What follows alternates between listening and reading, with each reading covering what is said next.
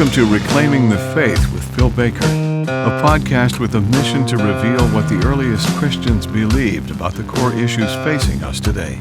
You can find links to all of Phil's resources at philsbaker.com. Thanks so much for taking the time to listen today, and take a moment to share this podcast with your friends. Now, here's Phil. Hey guys, this is episode 109. It's my interview with Dr. Judd Burton on the origin and significance of the Apocrypha, and I am just very excited for y'all to hear that. I'm also super pumped for y'all to be able to hear another preview of song number 1 off my upcoming EP called Genesis. So this is a song called The Greater Man. Take a deep breath as my heart starts beating. Listen as the King calls out my name. Taste and see of the good things He has made. Go to sleep and wake up to His wonder. I wasn't meant to do this on my own. I could never dream of the beauty He has shown me. How could I begin to doubt your goodness, and who am I to question your great love? How could I have listened to deception? My God, what have I done? Even still you cover me with mercy. Even still you carry out your plan and faith me wait for the day of the greater man. See my baby boy and then his... All right, so like I said, that was a song called The Greater Man, which is off my upcoming EP, Genesis. Look for it sometime in the early fall, along with the book that I'm writing called Faithful Witness, the Early Church's Theology of Martyrdom.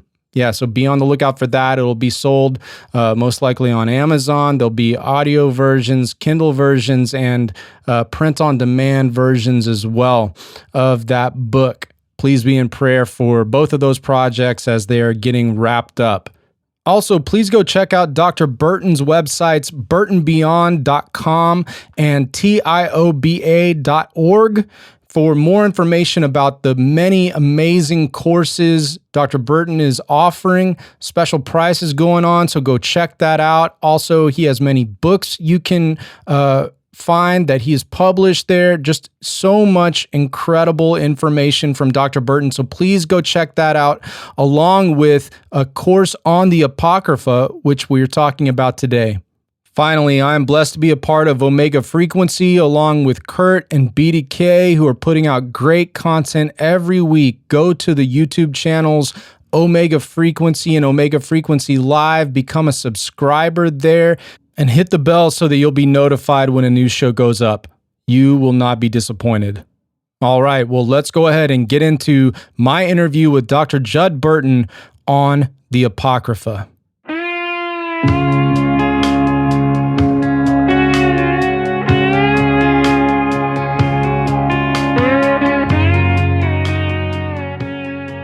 Well, Dr. Judd Burton, thank you again for coming on Reclaiming the Faith, man. This is it's just a privilege for me to have you on every time. My pleasure. Yeah, absolutely. Well, can you let people know a little bit about what you've been working on and what you have coming down the pike? Sure. Of course, the lion's share of my work now is to the Institute of Biblical Anthropology, and I've developed new course programs, certification programs. Your listeners will probably be familiar with the ones that I had the last time we spoke, which basically consisted of biblical anthropology, biblical demonology, and I think that preternatural morphology had been out for maybe a month at that point. That's really become the hot topic. You know, lots of people signing up for that. That's the Monsters 101 class, basically, looking at the vampires and werewolves and chimera and those kinds of things through the lens of the Bible. And I've developed new ones. I've got a new mythology course. It's basically a survey of world mythology. And again, all of these are looking at these topics through the lens of the Bible. And then I also have a new ancient Near East civilization program, and then I've got a Mediterranean civilization program.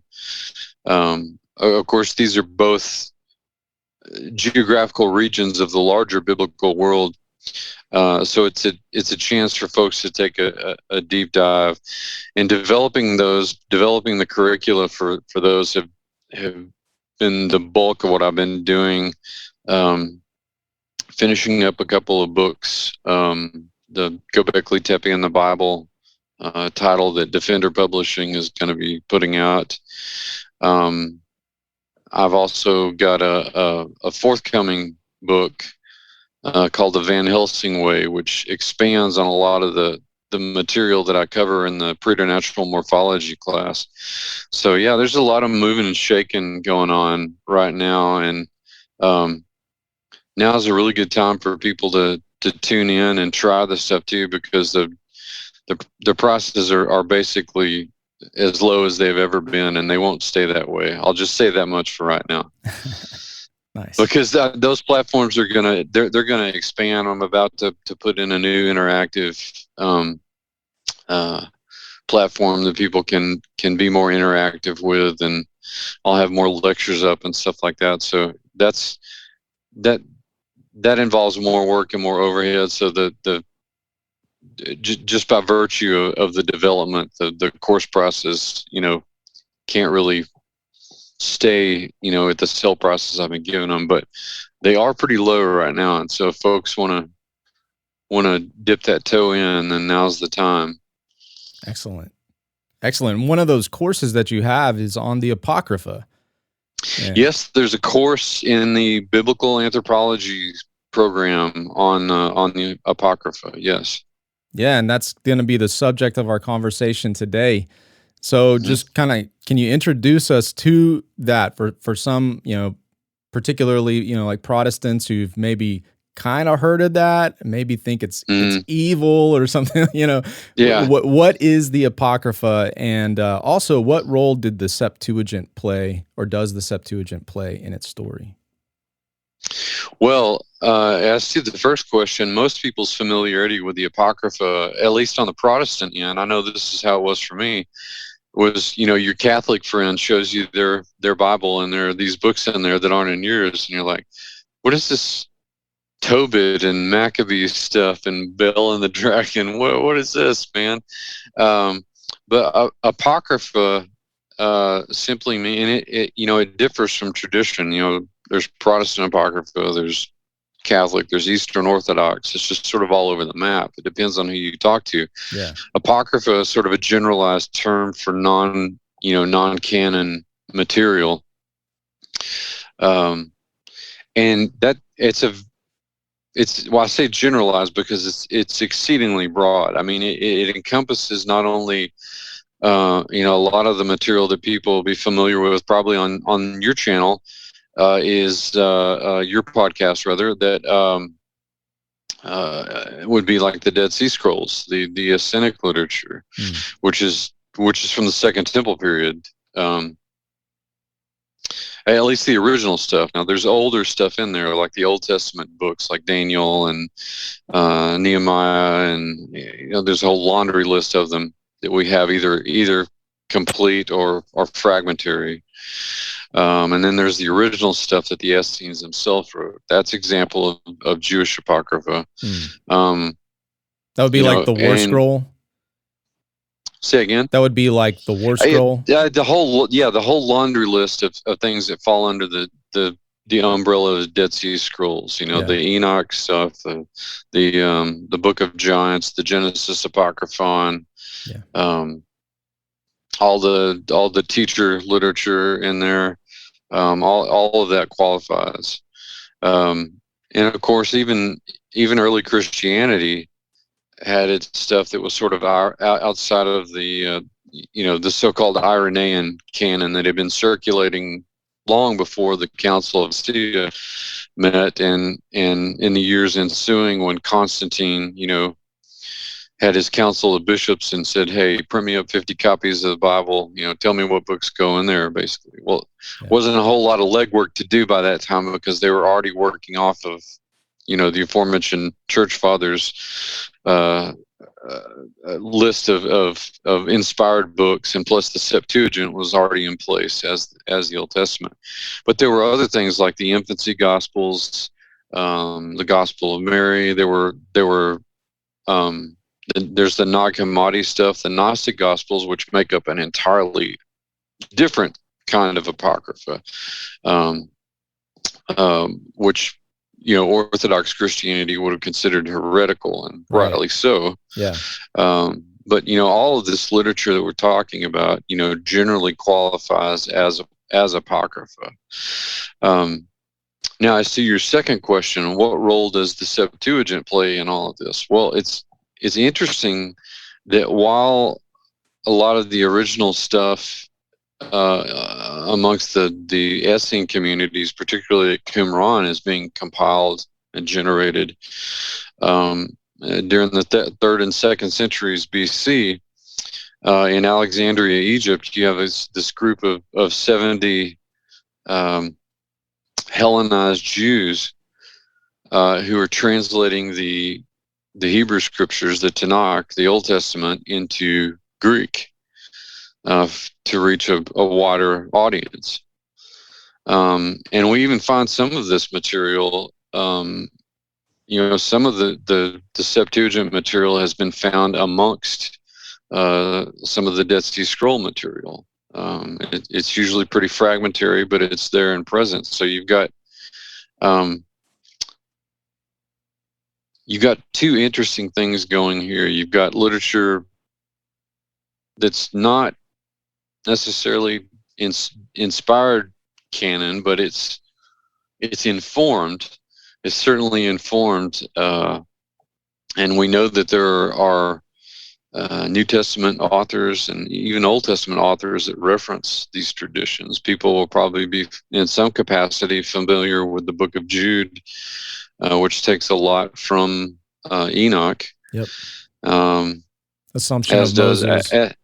right, as do a few passages in 2 Peter as well. So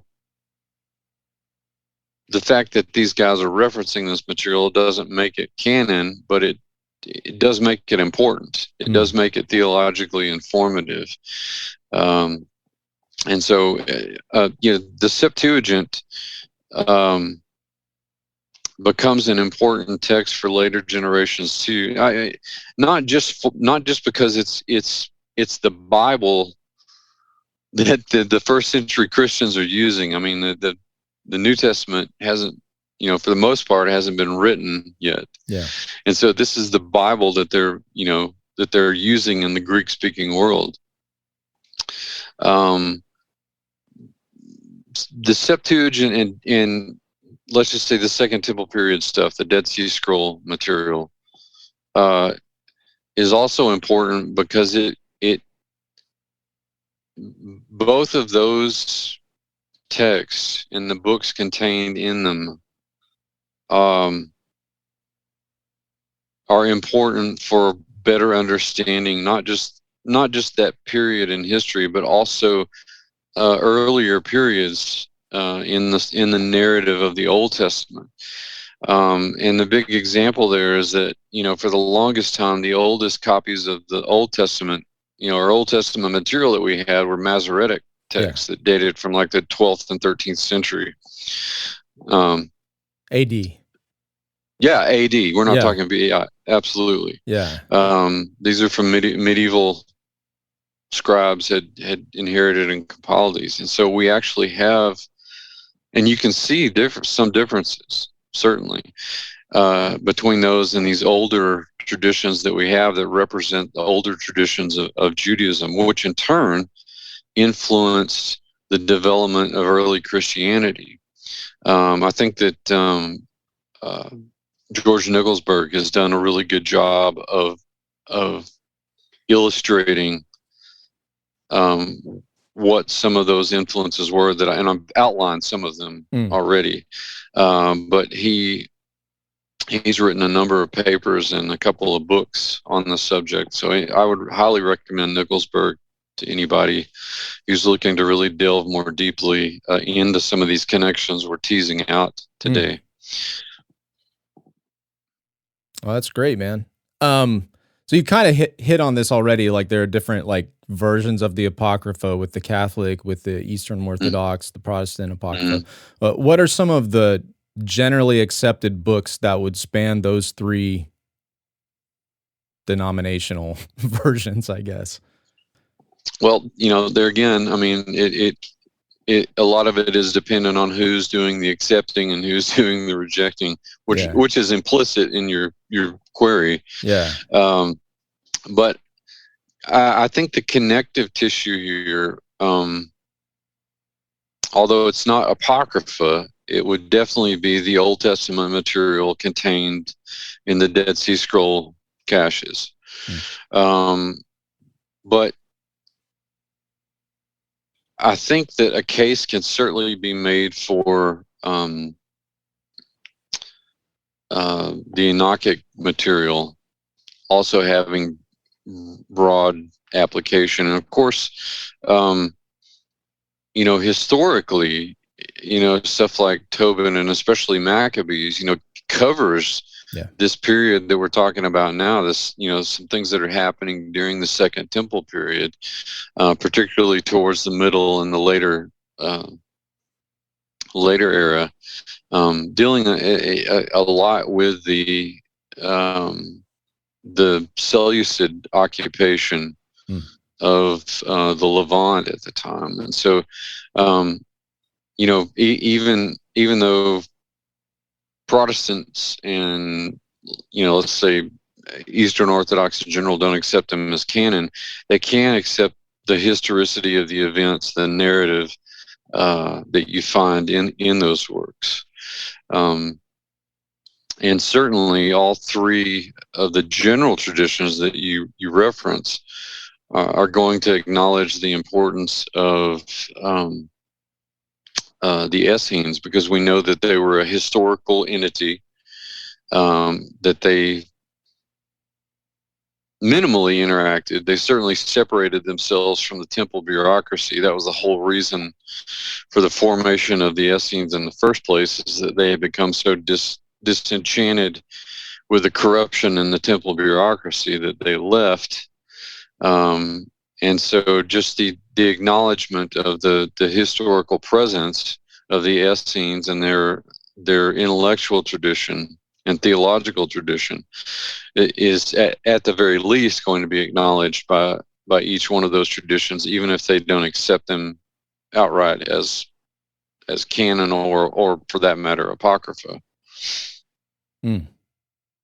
So the Septuagint is written, at least begun to be written around 250 BC, I believe. Yeah, mid to late 3rd century BC into the 2nd century. Yeah, and so like I've heard many times in my life from pulpits that God was silent from Malachi on, at least until John the Baptist. Right. I'm right there with you. Do you believe? Got those sermons. No, I don't believe that, but I got those sermons. Yeah. So you don't believe that? Why not? Well, I mean, I think the biggest the biggest case to be made there for him not being silent are the two caches of documents that we just have been talking about, the Dead Sea Scroll cache and the Septuagint. Just because there's not any canonical scripture going on there, there's still prophecy being fulfilled, for one thing. That is the sort of procession of empires that's predicted in Daniel is being fulfilled during that period. So I would hardly call prophecy being fulfilled God being silent, as it were. But the presence of the Essenes, I think, is important here, because so much of what they talk about, the very phraseology that they use in their original literature, their apocalyptic bent, they were forward-looking for the Messiah, as all the Jews were, but they had a particular, peculiar is probably the right word. It's peculiar to them what's interesting is that by the time you get to the end of this quiet period, so-called quiet period, Yeah. When John the Baptist shows up on the scene, people like me and Josh Peck are convinced that he at least spent time with the Essenes, because so much of his mannerisms, the austerity of his dress, but especially the phraseology that he uses about the kingdom of heaven is at hand, and phrases like the Son of Man. These you find again and again and again in the literature of the Essenes, and of course Jesus, echoed, a lot of that kind of phraseology too. Like you are sons of light. Exactly. Yeah. Exactly. And you get a lot of that sort of teased out in John, who's using these sort of dualistic elements to illustrate the gospel. Yeah. I suspect that that's got some Essenic connections as well.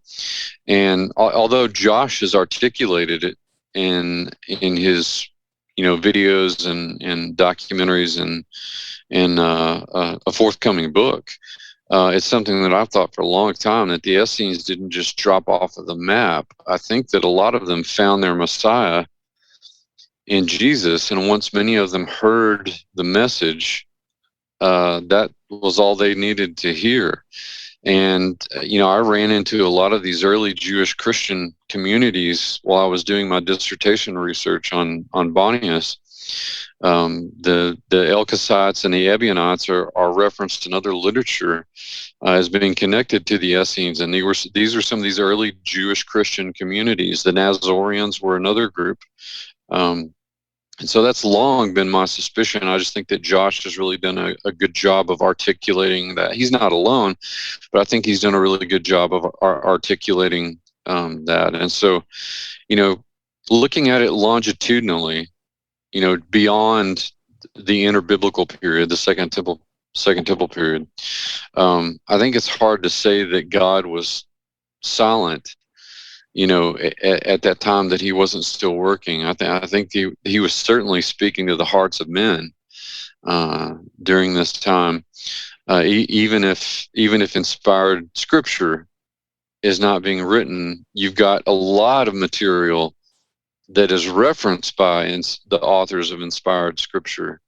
being compiled and written during this time. And I think that's very significant, because this literature, especially the Enoch material, Jasher, Jubilees, the Genesis Apocrypha, all of this stuff was oral tradition before it was written down, just like the Torah was oral before it was ever written down, because the Hebrews don't have a written language until about the 11th or 10th century BC.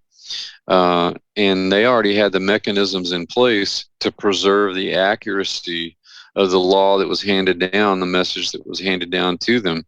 And the same can be said for this stuff that finally is getting written down by the Essenes in the Second Temple period, that's so informative of, in the case of the Enoch material, the world of Genesis and the antediluvian world, but also it's forward-looking like other original Essene material, or not original because it was an oral tradition initially, but it's forward-looking and apocalyptic like a lot of their other stuff is. It clearly states that this book is written for a generation that's not yet come on the earth. Yeah. So there's significant commentary being written on scripture, and the Essenes may not have even known that that's what was happening at the time. They just knew that they had to do it, that they had to compile and collate all this stuff. And of course, the Second Temple period Jews that followed Jesus, that became his disciples, not just the 12 disciples, but the broader scope of his disciples that he followed, they would have all been familiar in some capacity with this material. That's why from my research, that's why the Caesarea Philippi Peneus episode is so important, because so much of that harkens back to this Second Temple period literature. And all of the disciples, must have been mouth agape, as he was saying all this stuff, and the location that he chose to say it in. And so, it's I haven't heard a sermon like that in a long time where people are, but I think a lot of it has to do with because we know more about that period now than we did even a generation ago. But I can remember specifically sitting in the Southern Baptist church that I grew up in, in those pews, listening to preachers, talk about how, and then God was silent for 300 years. But that's not really accurate. I don't think that's accurate at all. And I think a lot of it is because we know more about that period now than we did even a generation ago. Yeah, that's good, man. Well, kind of piggybacking on what you're saying, I'd like to discuss some of those apocryphal books in terms of the way that they helped shape early Christian theology. Like one thing that is coming to my mind is this passage from Sirach 7:14 that I mean, it's just my contention that Jesus is kind of borrowing from that in the Sermon on the Mount. Like it says, it says like, do not babble in the assembly of the elders, and don't repeat yourself when you pray. That sounds a little bit like, and when you're praying, don't use meaningless repetitions as the Gentiles do, that kind of a thing. And I think Paul in Romans 1 is kind of dipping into some Wisdom 13:1 about, Wisdom 13:1 says, for all the people who are ignorant of God were foolish by nature, and they who are unable from the good things that are seen to know the one who exists. So it's like, Paul saying, we see God in nature, that kind of a theme. And so we're without excuse. So like, what are some other areas where you see early Christian theology maybe being shaped or influenced perhaps by some of the apocryphal literature? Well, I think that, and this gets into some tricky territory for some people, but, as clearly Jesus and John, would have spent a lot of time together. They were family. And however Jesus came to realize who he was, what he was made for, whether it was, snap of a finger kind of a thing when he turned 13 and they had his bar mitzvah, or, I tend to think that it culminated, when he was baptized, that if there were any pieces left to that realization, that it was then. Clearly he had some indication of it. We get pieces of that, like the visit to the temple, just before his bar mitzvah, when he's talking to the elders with authority. Clearly, that process was already in play at that time. But ultimately that's kind of peripheral to what I'm saying. But that through the people that God the Father put in Jesus's life, including John the Baptist, this was a kind of tutelage, an exposure to the things that Jesus needed to know. And again, this is tricky territory for some people. I can hear the critics now, well, Dr. Burton's taken away from, the omniscience of Jesus. No, I'm not. I'm just, I don't understand the process, whether it was instant or gradual. Yeah, it happened. However it did. Yeah. But you can't take culture and relationship and kinship out of the equation, because it's part of the narrative. Yeah. And because John spent time, clearly in my mind, spent time with the Essenes, it was God's plan all along for this kind of phraseology and message to come out in the gospel, with John setting the stage to begin with, and then Jesus, of course, delivering the ultimate message. would baptism even have been, baptizo, the immersion, would that have even been part of not the salvific process, but the testimonial of a person's faith, had it not been for that practice of ritual bathing that the Essenes took part in, that John would have been exposed to? Yeah. That was made part of the testimony that believers give. That's why they, another thing I heard growing up, again and again, was believers' baptism. That it's this, and that's the theologically sound thing. There is that it is a testimony. It represents the, going under the water. It represents the death and then the ascension, because of salvation. And so, I think that's the legitimate historical question to ask, not just a theological, but a historical question.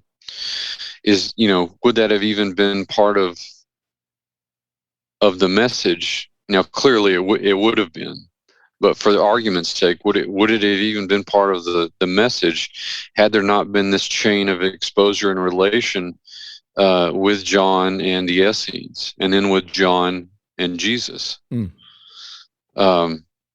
So, clearly, there's some connective tissue there theologically. And again, you're hard pressed to find anything theologically anathema to the message of Jesus, or the Bible in general, for that matter, amongst the Dead Sea Scroll material. There's, I'm harping on Enoch because it's so well known. It's probably the most well known, and certainly the most controversial. Yeah. It seems like these days, but it has so much that directly impacts the Judeo-Christian thought and theology, in terms of its exposition of the antediluvian world, but also in terms of its expectations for the future, its prophetic, prognosticative stance, if you will. Can you give an example of that? Because, like, in my assessment, that aspect is not as well hit on as it is Enoch's exposition of what happened, in the days of Jared. So can you talk a little bit about the eschatological aspect of Enoch? Yeah, well, there are whole sections, that are devoted to that thing, and the probably the most important of them is the one that I've referenced the most in our discussion today, and that's the one that the book was not made for, the generation that it was compiled in. I mean, it edified the generation, obviously. It informed the generation, but it's very clear about, a future generation will find, I guess the best way to say it would be the most use in terms of prophetic fulfillment. And, for the longest time, our not just for not just the sections of Enoch that deal with the antediluvian world, but all of it. Some of the I suppose the less rock and roll sections of it, have been in fragments all around the world. Of course, the Ethiopic version of it has probably stayed the most intact, but in terms of having that Hebrew connection, that linguistic connection, we had to wait until 1947 for the discovery. I mean, that's just the discovery of the scrolls, and then all the work, all the paleography, all the translation, all the preservation, that the catalog, all of that stuff came later, and it was years before you had translations of the first stuff. And we're still getting, fragments and translations of stuff. So it's kind of an ongoing process. But it's clear in my mind that the generation that they're talking about, because of this this nexus of events that happened in the 20th century is probably our generation. You know, you add onto that other significant events that take place, you know, in that time window. 1948, Israel becomes a nation again that following year. Those tumblers, you know, like tumblers in a lock falling into place, to me harken back to what those forward-looking passages are talking about in Enoch.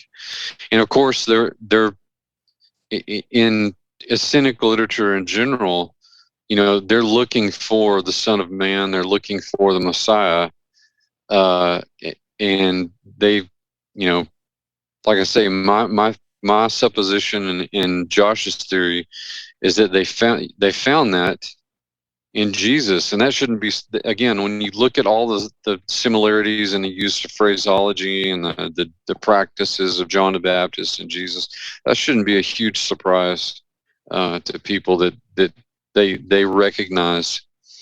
Whereas other Jewish schools of thought, like the Pharisees and the Sadducees, clearly didn't. They rejected Christ. Obviously, they rejected Christ outright. But to my mind, that seems to be some of the most important forward-looking material in the Essenic literature.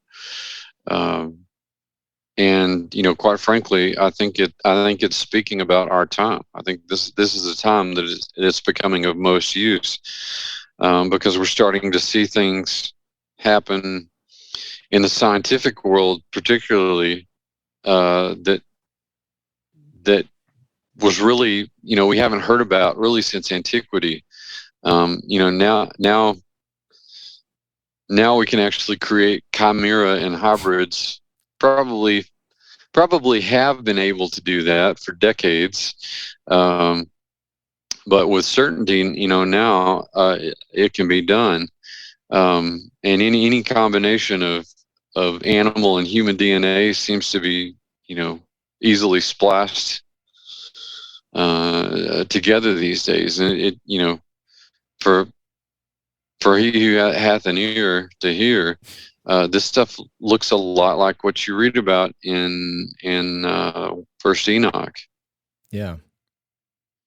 So with so many connections from this Essenic literature and the Apocryphal literature to the New Testament thought, why do you think, or how did some of these books like work their way out of what was considered canon? Kind of like, you know, Enoch was considered that way until, you know, a little bit after the beginning of the 3rd century.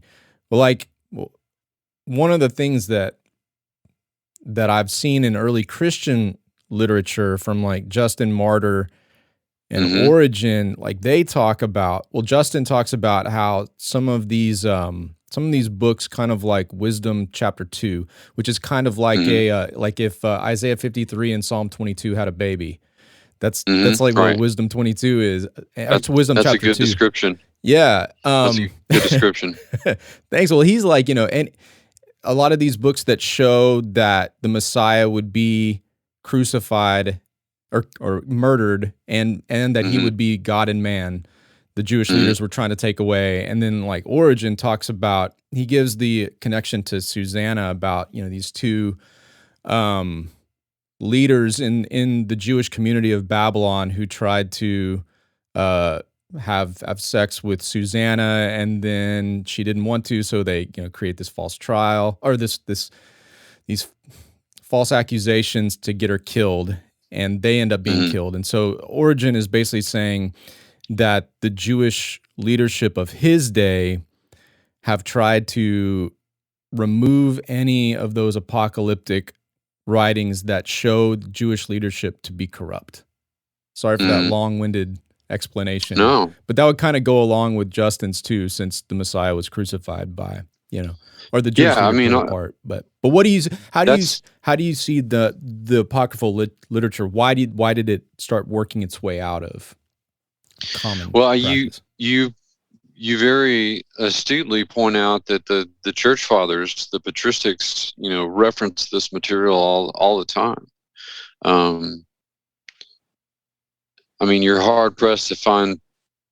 I mean, you go down the laundry list: Clement, Irenaeus, Origen, Tertullian, Justin Martyr, who you mentioned. They all talk about it. Some more than others, but they find valuable or they find teaching value, I should say, certainly in this apocryphal literature, because it informed, and they knew that it informed the New Testament. They could, whereas we lost for centuries. They could read Mark chapter 8 or Matthew chapter 16 when Jesus is at the foot of Mount Hermon, and like, oh yeah, clearly he's doing X, Y, and Z. He's firing a shot over the enemy bow. Yeah. So it's interesting to see how this material becomes so peripheral, and not that these guys maybe even equated it with canon. I don't think that they did. I think that most of them believed that, they believed in the Spirit inspired canon that had been demonstrated by the surest authorship. I mean, that was really one of the qualifying elements was certainty of authorship. But they recognized that this other stuff was theologically relevant, historically relevant, and good for teaching. But as you point out, that begins to change, particularly in the 4th century AD and 5th century AD.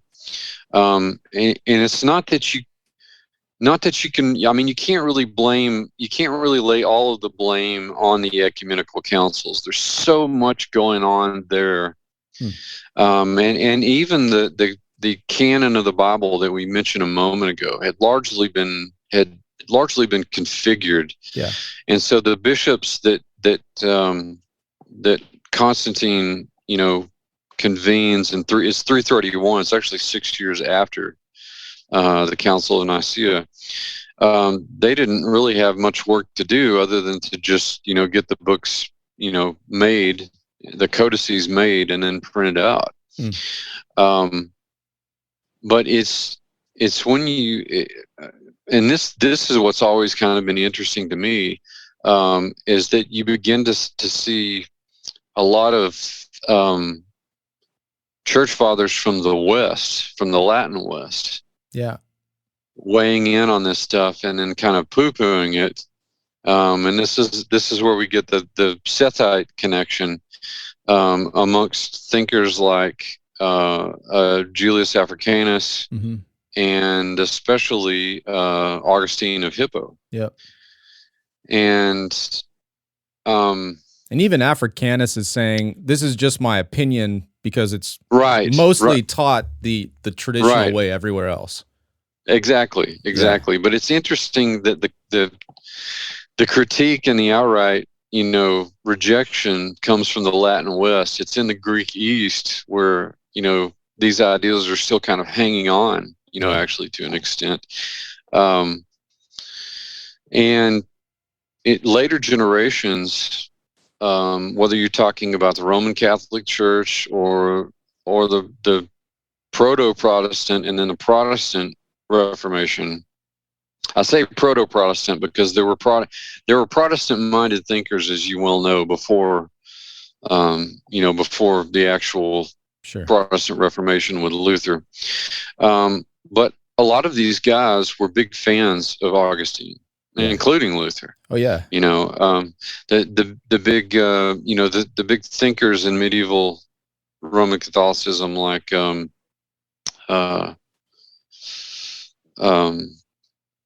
Thomas Aquinas. He was a big devotee of Augustine's work, and Luther found merit with both of them. Calvin, and so, of course. Yeah, Calvin. Zwingli, all these guys, were, in one shape or another influenced by Augustinian thought. Yeah.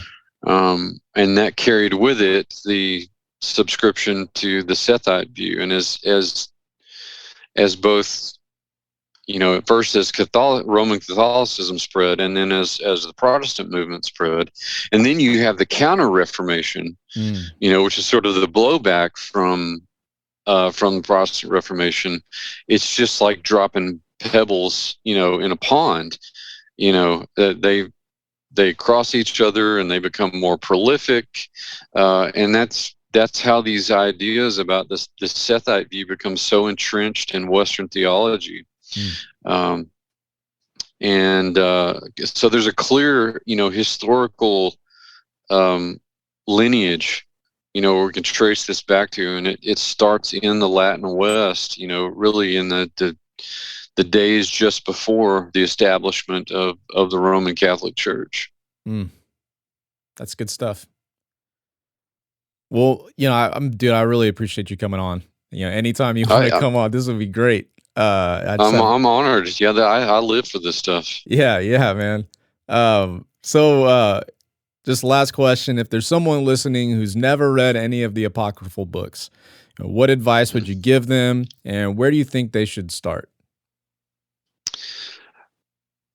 I would have them listen to this podcast. Actually, no, I would say, think of the Second Temple period when all this literature is being either compiled or produced, as God not being silent, but speaking, more directed. He's choosing who he's going to speak to rather than a general audience. The general stuff comes later. Yeah. But if you had, if you're not sure about it, if you're bothered by it not being canon, I understand that. But you have to understand that there are authors of biblical books, canon books, like Jude, like Peter, who reference this material. And so if God inspired them to write these books, and you believe that, then you also have to believe that God inspired them to reference the apocryphal material that they're using. So, I think probably the best,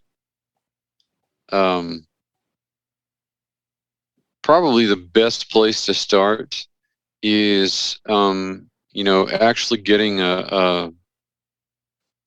and there are a number of them on the market that are good, but get a Dead Sea Scroll library. Get this stuff from the Hebrew tradition, and just go through and look at how many books of the Old Testament are preserved in this stuff, and then start diving into Enoch and the Genesis Apocrypha and some of the original literature that the Essenes wrote. Look at start looking for that phraseology, that John the Baptist used and that Jesus would later use.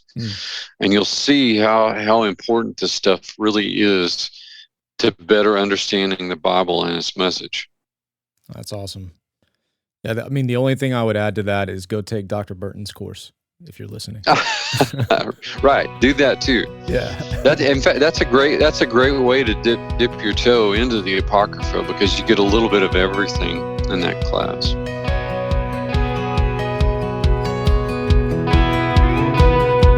Farewell to friends and family.